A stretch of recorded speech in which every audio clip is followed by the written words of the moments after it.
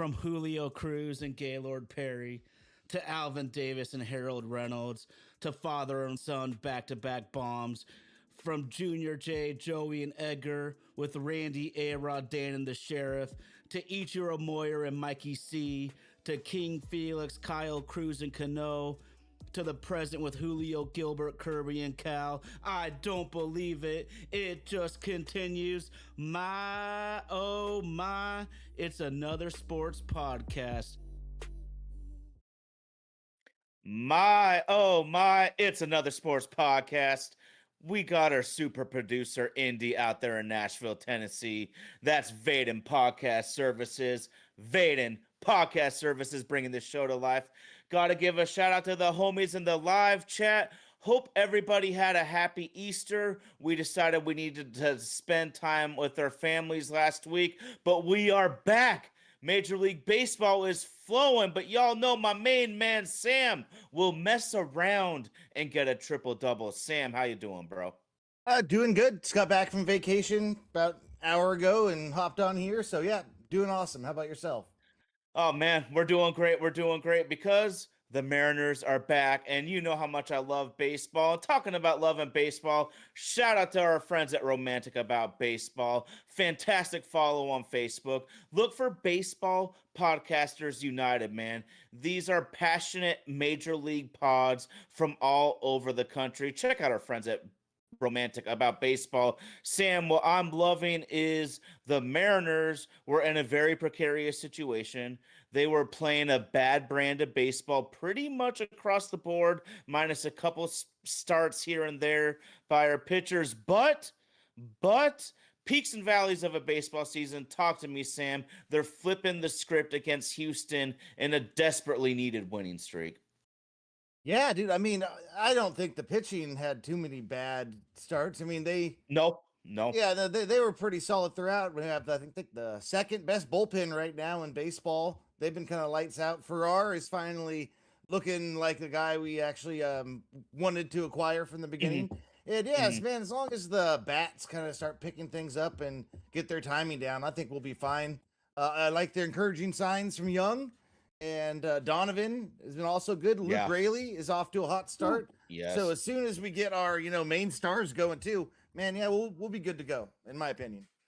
Yeah, no doubt, no doubt. Mariners lifer, I dare say our bullpen is pretty good. I'm a little worried about the very, very end of it. At the trade deadline, I'd love to go and acquire one more established dude, Sam.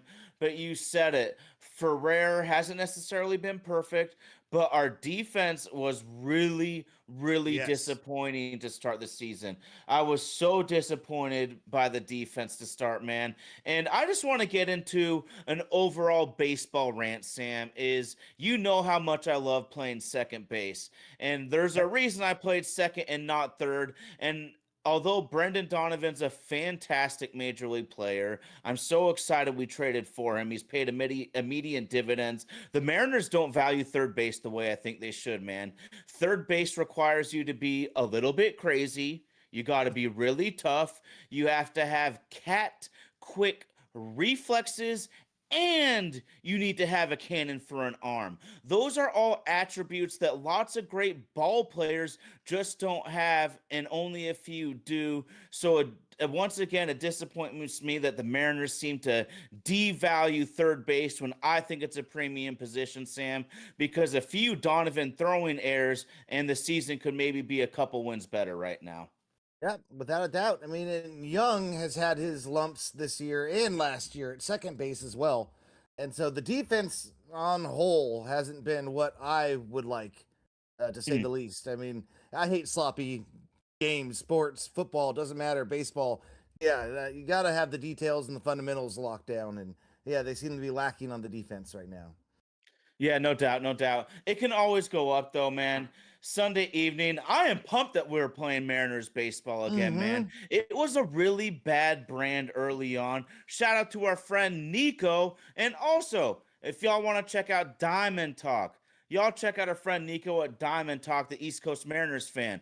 But, shoot, Sam, I want to get into something. We were talking about starting pitching, and I'd be completely remiss if we didn't bring up Emerson Hancock. Man, Woo! we were talking about last year, Cal Raleigh took a quantum leap in his game. For our beloved Seahawks, Jackson Smith and Jigma took a quantum leap. Right now, we might be seeing a quantum leap from Emerson Hancock, dude, and it's no accident. And what's crazy, Sam, is last year, the analytics crushed Emerson. They crushed him. But right now, it's done a complete 180, Sam. The analytics have Emerson Hancock in the 98th percentile for pitching run value and in the 99th percentile for fastball run value. Awesome. Yeah, no, I've always liked Emerson Hancock. Like even last year, I was thinking he should get a little more run in the playoffs, but they never seemed to really have the faith to put him in there. But no, from what I've heard, he's made tweaks to his release point and his arm slot angle, and it's made big strides on helping him be the pitcher he should have been. Like he's supposed to be, because he was the sixth pick of the draft. Yeah, exactly. And then this is going to bring up interesting conversations if this is not just a flash in the pan, small sample size thing. If he keeps it up, I mean, shit, we're going to have some interesting talks. Can be about trading for maybe a bat and giving up one of the starting pitchers. Who knows? We'll see what happens. Or I don't know. Maybe Castillo might be on the last legs here. Who knows? Well, you need options. You need options. You also need depth, Sam. And sometimes there's accidents in life, and sometimes there isn't. This isn't an accident to me at all with Emerson Hancock, Sam, because here's something I'm looking at. Last year, Emerson used his sweeper 3% of the time. This season so far, Emerson's using it almost 28% of the time. His newfound confidence and his newfound control and precision with his sweeper has changed his game, man. The sweeper has changed. That's a 25% jump in pitch usage in one offseason. Incredible, Sam. And what that does for him is he's using his four-seamer 40% of the time, and that puts us at what? Almost 17 miles per hour difference between his heater and his sweeper, both coming in at about the same eye angle off the release. This might be a devastating combo, and I just want to say kudos to Emerson and the organization, because our pitchers are always adding to the arsenal. To a man, it seems like our pitchers are always adding. Love it. Yeah. No, Gilbert was throwing like 6-7 pitches today. I mean, the one thing I trust with the Mariners is their pitching development. Without a doubt, we are on point when it comes to that. And I think that's going to help with free agent pitchers and young guys. I mean, you want to get paid and you want to become a star as a pitcher. I mean, coming to Seattle is not a bad place to go. Well, you were talking about maybe having the surplus to be able to trade a pitcher. Maybe we have some depth. Maybe we strengthen our bullpen. Well, look down at Double-A, and Cade Anderson has 11 strikeouts and no runs in his second professional start. The Mariners no-hitter might have hit a gold mine with Cade, dude. A true ace lefty. I mean, have we seen that since Randy Johnson?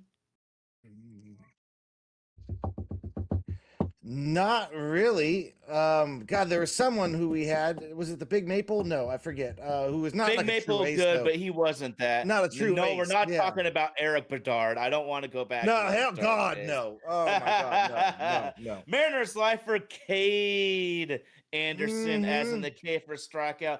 Love that shit. Tyson B, we talked about it briefly, but another thing I love, Sam, is just adding veterans to a lineup to help your young players emerge. You know, the Orioles bring in Taylor Ward. They bring in the polar bear Alonso to try to help their young core grow. We saw the Mariners do that with, guys like Arozarena, Gino Suarez, Jesse Winker might not have worked as much as we liked, but Jorge Polanco worked out really well. So we saw the Mariners make efforts to bring in some veteran hitters to help their young core develop, and it worked really well. So maybe it can do the same in Baltimore, Sam. You were talking about Cole Young. Player development. this guy looks like he could be a budding all-star already. What am I Yeah. seeing? Offensively, yeah, absolutely. I mean, he got his seasoning last year, took his rookie lumps, and I think he's still technically a rookie this year. But man, he could be. He's one of our best, more consistent hitters, and he has good plate discipline. And I'm really liking what I'm seeing from him. Yeah, no doubt, no doubt. I love how he can make the web gems. He seems to be making all of the routine plays, Sam. I just want to also go into a certain player, man. And although I literally just said Julio, 90% of the league chases less than him, Sam. I mean, Julio is a chase machine.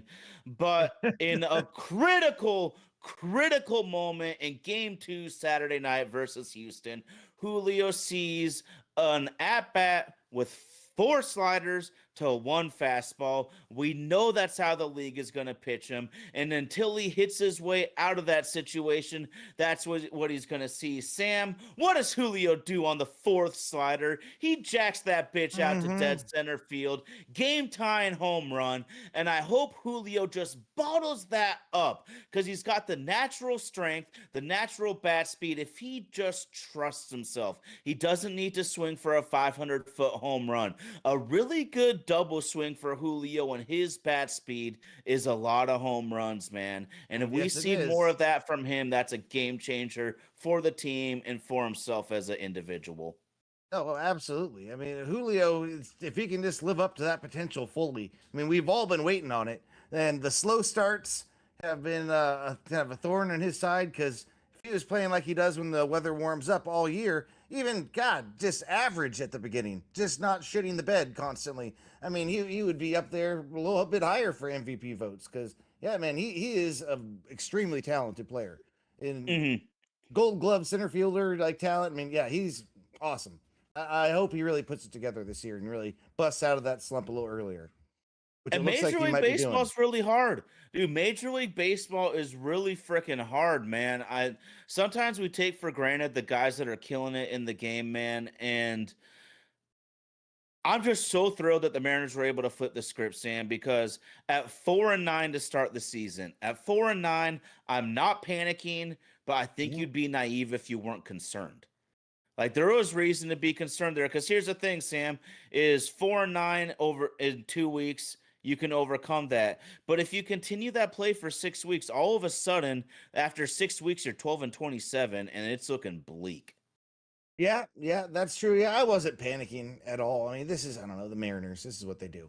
When you have high expectations, they kind of underperform until you get your expectations down. Then they'll overperform. And I don't know. I thought we were fine. Once our stars, I know that like Naylor, he's gonna hit. He's gonna break out of it eventually. Cal, same thing. And then Julio, he always gets hot at least a little bit later. And our bottom of the lineup guys are the ones that are hitting it and pulling it for our team right now. So if they can keep that up, I mean, once our other guys get going, we're money. I think we're good. Yeah. And huge shout out JP Crawford. We talked about JP Crawford last week, how we kind of take him for granted as a fan base, frankly. I do. I definitely do. But another big hit. You don't. That's fine. I do. And he's clutch, man. He's clutch. Yeah, and part of it, Sam, is he's a quality starting shortstop. And I'm that guy looking for the grass is greener. I want an all-star. But there's nothing wrong with having a damn good starter, and that's what JP is. You said it, clutch, walk-off hit, and guess what we always talk about? In an era where everything is launch angle, here JP is in a critical moment, behind in the count, inside out, little laser beam to left, game over, situational hitting. Loved it. Yeah, no, absolutely. Yeah, JP's always clutch, man. He seems to be always coming through when we need him. I remember I was at a game with my son Sam, and we were down in the 9th inning, and JP comes up, like, he's not always consistent, but he's usually clutch, and he hit a home run 2-3 seats away from us in that game and won the game for us last year. And then Sammy said the same thing to my dad a couple days ago or yesterday whenever he hit that game-winning hit for us. He was like, oh, JP's usually clutch, and he came through for him too, so... Yeah, I like him a lot. JP's a good player. Not the best. His defense is like kind of falling off a little bit year by year, but he's a leader, and yeah, I like him. Yeah, well, his range has fallen off a ton. That's why I think it's key. If he just makes all the plays, then I can forgive that. And another thing that goes beyond is JP's an exceptional leader. He's an Yeah. exceptional leader. He's the guy that everyone wants to go to work with. For example, I heard a story last year from the player himself. We traded Ben Williamson this offseason, but Ben was talking about is he's not a nightlife guy, so he doesn't like going to the clubs and the restaurants late at night with some of his teammates on the road. So JP goes and plays video games with Ben in Ben's room so he still feels welcome with the team. It's little things like that that we take for granted, but you're on the road for what, 81 games a year, so however many days that equals in totality, that's a ton of time. Great Hmm. question by Sunday evening, Sam. I'm going to answer first and swing it to you right away, and then we will talk about why. Who's our best player so far? For me, it's Cole Young and Randy Yeah. Arozarena. Yeah, I'm gonna have to say I agree with you 100% on that. I mean, I don't think there's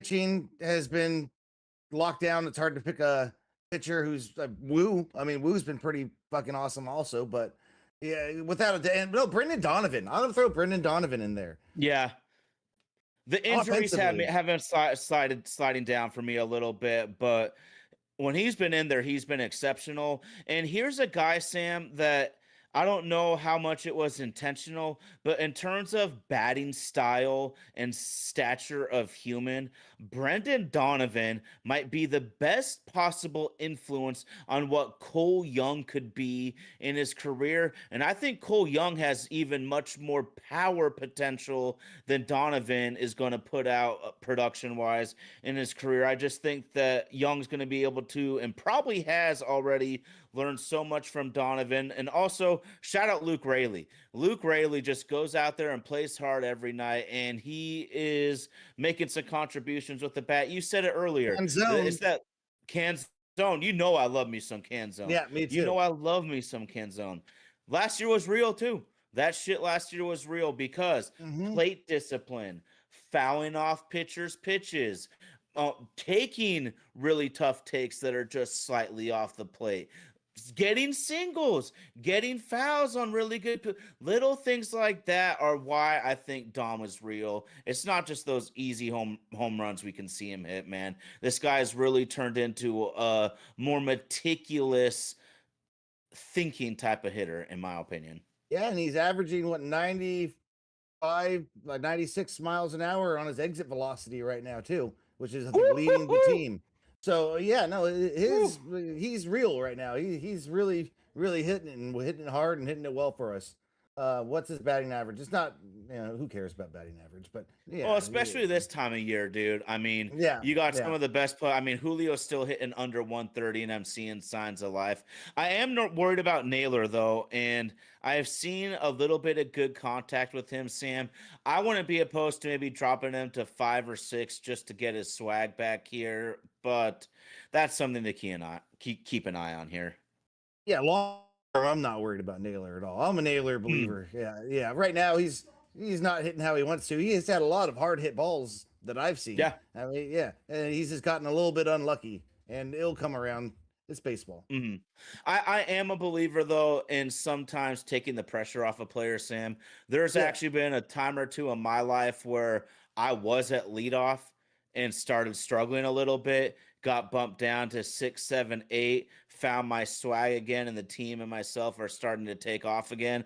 I improved, man. It's not easy to bat in some of the higher pressure, high leverage spots in the lineup. And sometimes I could just, take a little pressure off a dude and let him relax and really find his groove again. And maybe, but I'm not writing Naylor off at all. I'm just saying that from experience, sometimes taking the pressure off can help you.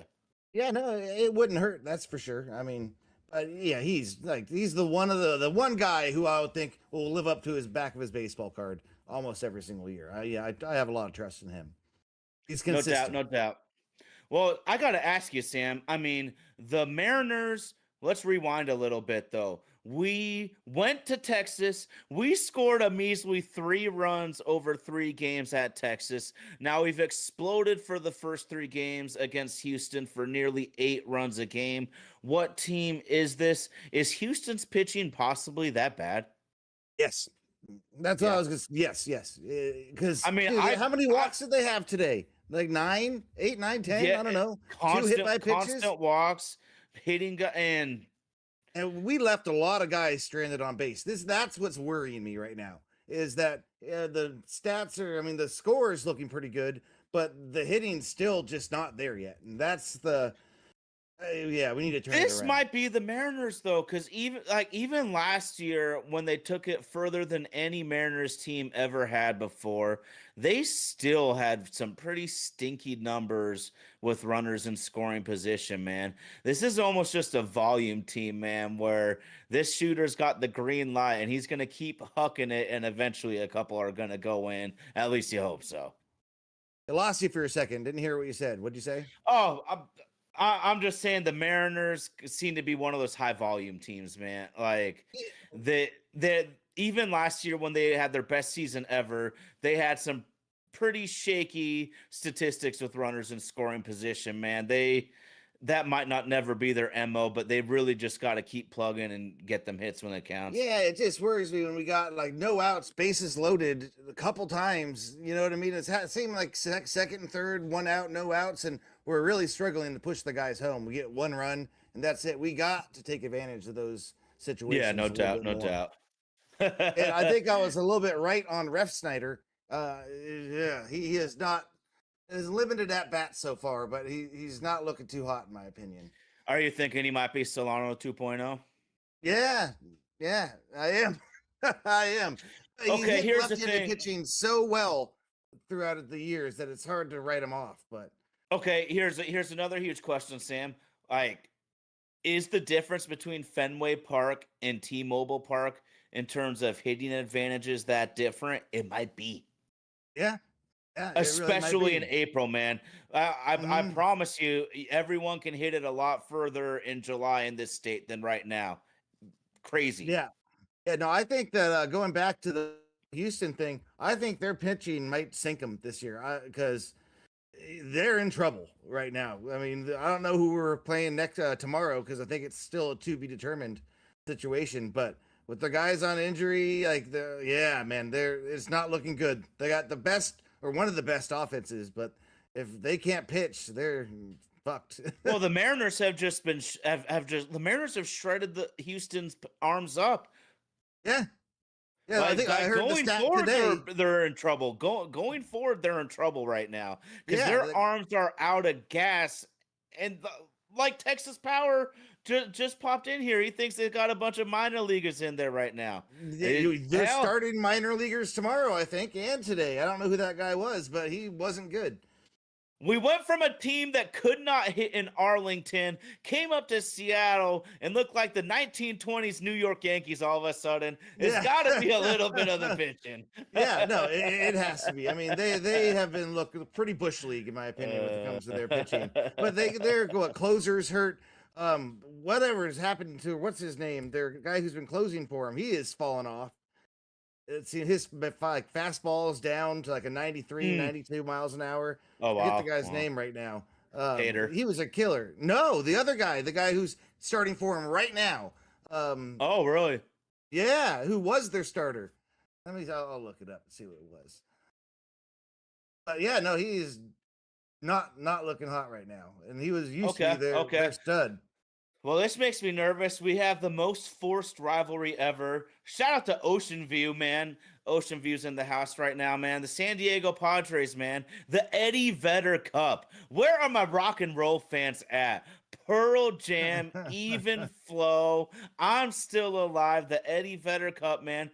San Diego. One thing I know is I don't know if there's a single pitcher on the planet scarier than Mason Miller right now. Holy shit. Yeah, dude. no, God, yeah, dude. He's looking a little scary for sure. And it was a 103 wipeout. About. Okay. But I mean, coming up with the Mariners right now, we know what time it is, man. That's an excellent bullpen with the best closer in baseball. We have to be at least tied or leading in 7 innings. Yeah, yeah, I would agree with that for sure. Yeah, Mason Miller is just nasty right now. Oh, are you kidding me? Borderline unhittable. 103 with that wipeout slider, dude. There ain't nothing like. And this, I Like a was pushing 95 hard. mile an hour changeup. What the What fuck? is this? Yeah. Change up my ass, dude. These pitchers got shit that I don't even. Okay, so let's give a shout out to the Negro Leagues right now, man, and the path that they had to take. But one thing that I always thought was so fun from that era was they would have fun pitches for their names, like the Buzz Ball or the Super Slinky. I'm making things up, but they'd come up with really fun, saucy Mr. names Snappy, for their Randy yeah, Johnson. but not so cheesy, not so Yeah. cheesy like that. Like some real fun shit, man. They got to bring back those swaggy type of pitches. But yeah, man, I would have traded nearly the moon for Mason Miller, man. I would have given them Cole Young straight up and not a blinked an eye. Yeah. Yeah, for the best closer in baseball, absolutely. Yeah, Mason Miller's a stud for sure. But yeah, San Diego's a good team. They're a good team. Yeah. The Vetter Cup doesn't mean shit to me, but No, they're the tough. most forced rivalry ever. Yeah, definitely, 100%, without a doubt, without a doubt. How are they doing so far this year? Probably doing pretty damn well, I'm guessing. Well, I mean, what's fun? It's honestly hard to glean 10 and anything, 6. Sam, because everybody is basically 500. So we're really at those infant stages, and that's why you're right to keep a cool head on the situation. But yeah, that's legit, man. Dodgers, freaking A. I don't even want to talk about them. Yeah. But Me we got to neither. get the brooms out, man. The Mariners need to stack wins. San Diego's a really tough opponent, man. And I'm thrilled that they were able to get off the mat, man, because I was concerned to the point that you don't want to have to scrap all year. Yeah, no, definitely not. Definitely not. So. This is the series to really come alive too, to get that lead on Houston, tiebreakers down the road and everything like that. If we can bury them early, it's going to make everything easier down the road. Oh, absolutely, absolutely. And just let them know that we're around, man. And because they We're had big all bro, of them not just years. around. Yes. We're big bro right now. That's what I'm saying. Like, it ain't that thing. It's not that thing anymore, man. It's that we're not gonna just take that shit anymore, man. Those days are over, Houston. We're not gonna let you punk us every time. This is a different Mariners. And you know what? The Rangers got us. We had a shitty start to the season. It took us till our 5th or 6th series to finally win one. But god damn it, man, the ups and downs of the baseball season, and I just ride it, dude. Yeah, no, absolutely. You got to just write it. The Rangers don't worry me too much. They're a good team. They are a good team. I think it will be us and the Rangers down the road, but I think we'll be able to take it against them. Yeah, Oakland's underperforming. That one kind of surprised me, and we'll see long term. I mean, the one thing we know, especially if you're a Mariners fan, Sam, is you go back to being a Mariners fan in the 90s and the early 2000s. We have some of the best lineups I've ever seen in my entire life. We never even sniffed the World Series, man. So just because you have an all-world lineup does not guarantee any sort of winning success in Major League Baseball. Now that I look, Oakland's actually rattled off a few now that I was on vacation. I hadn't kept up with them, but they're actually leading the West right now, 8-7, tied with Texas. All right, so they're getting there. There we go. The ship, it looks like, yeah. Everyone's 500 like world beaters last year. Like another Everyone's year 500 season. right now, man. I don't know what to glean, and maybe that is Major League Baseball. We are 2 weeks in, basically. That is the American League, Major League Baseball, because National League, you just got motherfuckers that buy their rosters and buy their fucking championship right now, like fucking Los Angeles and shit. Yeah, they're 11-4. San Diego's 10-6, and Atlanta's 11-6 right now. So yeah, that's all. That's National a bounce League back shit. I didn't see coming. I gotta ask you this, Sam. Have you seen Jared Kelenich's AAA stats? No. This guy might be out of professional baseball before too long. That wouldn't surprise me. I mean, he's a hothead, and once he gets in his own head, it's just all downhill from there. You know, it's a friendly reminder of, as much as we love these prospects, you got to be careful and you got to be willing to trade them at times. Yeah, and the thing that I heard about him is he was much more results driven than he was process driven. And so Oh, he starts getting in his own head and getting his own way. Things start going bad, and he doesn't have a way to find his way out of it. And mm, so when you're more process driven, I mean, even if things aren't going your way, hey, my swing feels good. I'm getting unlucky at this. Things are going to turn around if I keep with my process. And so if you don't have a good process, you can get lost real quick. yeah, that makes sense. Especially in the game of baseball, man, when it's such a Mm-hmm. fail oriented game and you have to come back every day to those Yep. guys that have the positive level mindset usually seem to thrive, man. And I just love the sport. And honestly, when I struck out, I was closer to Jared Kelenic than the guy I just spoke of. Let's be real here, man. But Yeah. there's really something to that though, man, in that you really gotta flush it and keep it cool because all the anger does nothing but hurt you in the batter's box. Yeah, no, yeah. It's one of the few sports where you can't pump yourself up like to get out of things. You know what I mean? To get locked in, you really got to have a level head and stay cool, and yeah, find your way out of it Yeah, with especially in process. that batter's box. Mm-hmm. You can go all out like a dirt dog in the field, dive as hard as you want to, but in that batter's box, man, you got to find that zen, man. You really really do. Yep, yep, absolutely, 100%. Absolutely. Well, Sam, speaking of Zen, man, there's a guy that in Seattle who is kind of like the GM Zen master to me, and it's his time of year, dude. John Schneider, two-time Super Bowl champion John Schneider and Yes, his sir. staff are diligently working. It's kind of a crazy NFL draft now, Sam, and I know I'm the one that's the major draft nerd, but I just gotta ask you, you are so dialed into the Seattle Seahawks overall without even thinking about the players that you could draft. What positions would you really want to target if you are running the Seahawks right now? Cornerback, cornerback, defensive back, and then running back. Not maybe the first round pick on a running back, but we got to get a running back too.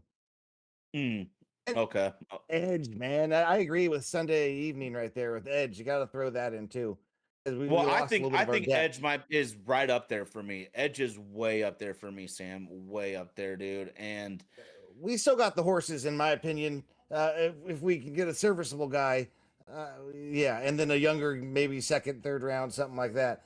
Cornerback is a big need for me because you think Joe's cornerback's good. the big need? Yeah, yeah, Okay. absolutely. Joe, second cornerback, yes, because Yes. a cover corner. Because Witherspoon, I don't know. To me, he's not a cover corner that you can just say, "Hey, lock this guy down," and he'll be able to do that 100%. He's a great blitzer. He's just an all-around great football player. But as far as just one-on-one coverage skills, he's not top tier, in my Well, we're opinion. also a team that's only playing man, what, 20% of the time or less? Mm-hmm. So Yeah. maybe this will work a little more, Sam. And what's so interesting at corner too is this is, in my opinion, just a great cornerback and edge draft. If I was, I think teams are going to be crazy to not spend a top 3 round pick on any given edge rusher, given how important the position is and giving the dearth of talent at the edge, Sam. And as everybody knows, there is not a lot of depth in this draft. It's not nearly as hopefully highly regarded as next year's. And so I feel that in a lesser draft, you just got to really attack the strong positions, man. And the Seahawks Mm-hmm. really could really attack it. But I want to just put this on wax right now, Sam. Is I see so many people in the media, fans, everywhere about saying this guy is a Seahawks cornerback. We don't know what a Seahawks cornerback is yet, in my opinion, Sam, because we have not seen them draft a cornerback for Mike McDonald.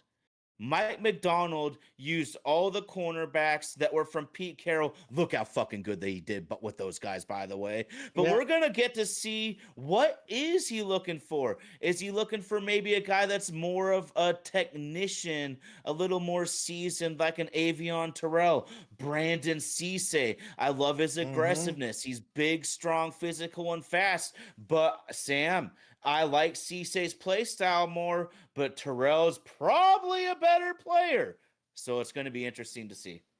Yeah, I trust Coach Mack to be able to develop the guys. If he sees something in them, yeah, I trust his process when it comes to developing defensive players overall. He knows what he likes. He knows what fits in his system, and his system can bring out the best in players. So, yeah, I mean, yeah, go for it. Drake Thomas looks like a Pro Bowl player out there. Ty Okada looks like a Pro Bowl player out there. And Sam, we need to get this out there right now too, especially for all of our friends, all of the listeners, of course the homies in the live chat, man, is this draft is going to be crazy entertaining. I'm not talking about the players, but here's what I'm looking at, Sam. And there's going to be so many fans on social media that are going to lose their freaking minds about their teams reaching for players, Sam. But here's what I'm looking at, Sam. This is NFL.com. NFL.com's list of prospects. The difference between number 8 and number 89 is 0.28. It's going to be a wild draft because with that close of a variance between 71 picks right there, a 2.28 difference, there's going to be people that are like, this guy's like number 50 on the board. Well, he's actually the exact same player as number 28 if you really look at the grade closely. We're going to find out so much about it. I'm so excited, but just get ready for people losing their minds because there's no difference between number 8 and number 89. It's crazy. Yeah, that actually I didn't know that. That's actually pretty wild. But yeah, people are gonna lose their mind or just say it's the reason their GM's a genius and that they drafted this guy even though they had no idea who he was or if he's any good. We'll see what happens. The draft is not a crapshoot, but the GM's got to know it's really a hunt for the best fit for the team and fit for the coaching staff. So you can pick good players all you want. If they don't fit with the team, it's not going to work out. Nick Imamori wouldn't have done dick even with all of his superpowers if he went to a defensive staff that had no clue what they're doing. Nick Imamori goes to Mike McDonald, and we see DPOYs in that guy's future. Or they just would have moved him to linebacker or something like that. Something. He wouldn't have been the player he is and that he was last year for sure. Mm-hmm. Because no they have him working with the D-line, linebackers, safeties, corners. Man, they got him working in every single positional group, which is wild. Okay. Sam, I'm talking about fans freaking out and looking down the board. And a major reason I'm bringing that up is Malachi Lawrence, edge out of Central Florida. He might be a little too small to be successful against the run game, but screaming off the edge. He's an excellent hand fighter. He's going to knock down the hands of that tackle and with his explosion be around the edge before he can even blink. A hand fighter plus amazing edge speed. And Sam, the reason why I finally targeted him down is I think he fits John's edge profile. Bruce Irvin, 6'3", 245, 4'5", 40, elite 10-yard split, elite broad. Boye Mafe, elite vert, elite broad. Frank Clark, elite vert. Nick Imamori, elite vert. All of these guys. Derek Hall, crazy broad jump. Every single high drafted edge is a 4-5 guy with elite explosion traits. Malachi Lawrence is a 4-5 guy with unbelievably elite explosive traits, Sam. Look for Malachi Lawrence. I think he's that clone that I finally honed in on that the Seahawks might be looking for. Yeah, maybe. Yeah, that sounds good to me. If he gets around the edge like that, we got enough guys that can stand up to the run, in my opinion. We can get a guy who's purely a pass rusher. That's not a bad thing. I think it will help our defense a lot. Well, I'm looking at what he's and Cliff Averill. Cliff Averill, we might have signed in free agency. Cliff Averill fits this athletic profile also. This is what they've been looking for all of this time. I really think Malachi Lawrence is going to be their target at edge. As much as I love guys like Zion Young, R. Mason Thomas, I see a track record that John wants to stay within the parameters that always work in the NFL. Like Bill Polian is telling everybody whenever he can, you draft outliers too much, you're going to get fired. Yeah. Pete Carroll's a good example of that. Because with all the guys that we were reaching for, him and John, I'm glad the Allens or Jody actually saw that was more of a Pete thing. Mm-hmm. Definitely was the You players that were helped getting that teach were me not about panning traits a out. long time ago, Sam. I'm gonna put a story out there. The year the Seahawks swung and missed on Aaron Curry, my man Sam was really high on Brian Orakpo. He was Yes, sir. way higher than most people. Orakpo went 15th or 16th, I believe. Orakpo would have been a vastly more successful top 5 pick than Aaron Curry. Orakpo had the kind of had the production, but those traits were just so and it's not for every position, Sam. I can't have an all traits quarterback. The all Yeah, traits no. quarterback will fail. We have seen that time and time Mm-hmm. again. But edge rusher, cornerback, tight end, even those are Yep. positions where the traits can really be the difference. No, yeah, long arms, fucking, they're strong enough to get that offensive lineman off them, man. They can do damage. Yeah, You no got to have doubt, the no long doubt. arms. The long arms is huge. Yeah. I mean, okay, here's the thing, Sam, is when people want to ask why does it matter so much, it's the hand-to-hand combat. Every time you watch a boxing match, they tell you the reach. Every time you watch MMA, they tell you the reach. That shit's real. Yeah, I think what was it? Will Campbell saw the difference with the long arm with Mafe and Hall. I think it was Hall Yeah. that was long armed the shit out of him all Oh, game long. Hawes, go gadget, Yeah, freak show yeah, arms. yeah. That's why it matters. It matters a lot. And it doesn't always. But here's a great example. Ruben Bain on film is the absolute destroyer of the entire draft, but his arms are so short that he's going to fall maybe out of the top 10. I don't know if I agree with that. I love the player, but once again, we're going against the grain, Sam. I picked Russell Wilson a long time ago, and if I ever do it again, I'll be wrong. It's really hard to go against the There's grain, man. exceptions to everything, dude. There's always an exception. You can't take it all for like, oh, it's short arms are never going to be good type of thing. Doesn't work But that there's way. 3 or 4 But there, exceptions in this draft that are going to get picked high. Now that's where we worry well, because it's you're what you right. have to wait One of though. You them's have going to to wait. succeed, but the other 3 aren't.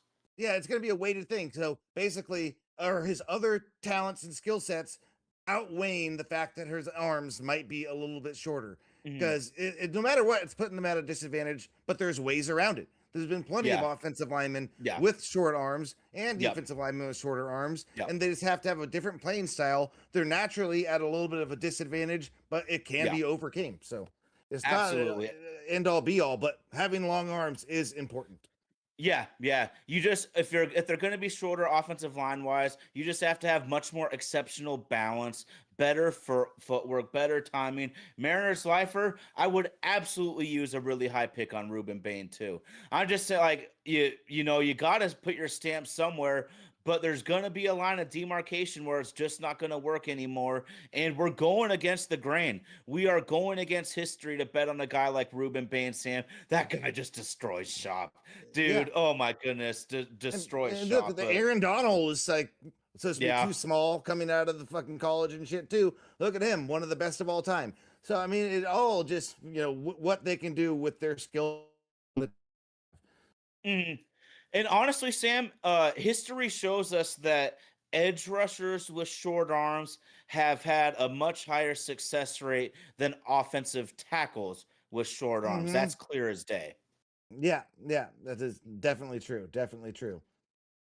Well, fun shit, man. I just want to put my stamp on one more guy really quick because you were talking about cornerback, and it's hard for me to reconcile as an amateur. But Chris Johnson, cornerback out of San Diego State, this guy really could be a possible Seahawks target, except there's some mystery that he might have missed their 30 visit meeting. Nobody seems to be confirming anything. That seems to be a rumor. We will see. But what I see in Chris Johnson, man, is I couldn't tell how good he is in the Mountain West, Sam, because I don't know how good these receivers are. So I just looked at him.